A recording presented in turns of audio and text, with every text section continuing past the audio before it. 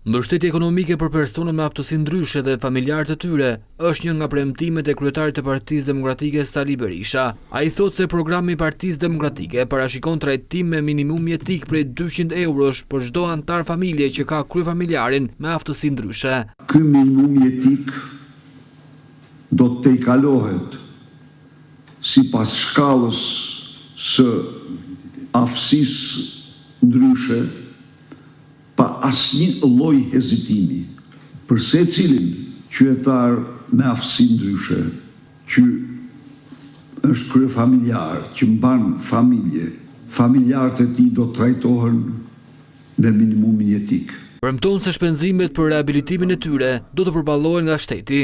Shteti do përballojë të gjitha llojet e shpenzimeve që duhet të kompensoni për aftësi ndryshe.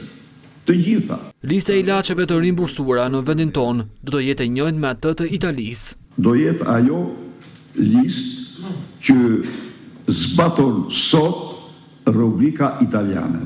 Ne nuk kemi të pasur si ata, por në disa gjëra ne do barazohemi. Analiza falas 2 herë në vit për pensionistët është një tjetër premtim i kryedemokratit. Ne do bëjmë pensionistë falas, analizat e përgjithshme 2 herë në vit çdo pensionist që dëshirojë jo me detyrim. Akuzoi Ramën se përdor ligjet për të vjedhur edhe personat me aftësi ndryshe.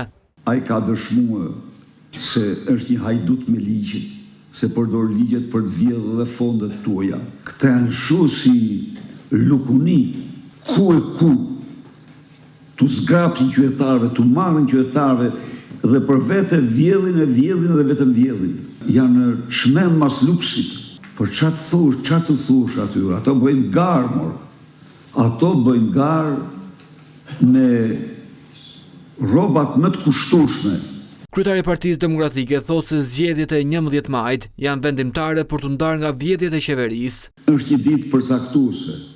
Është një ditë vendimtare. Votojmë për të ndarë me këtë të keqje të madhe.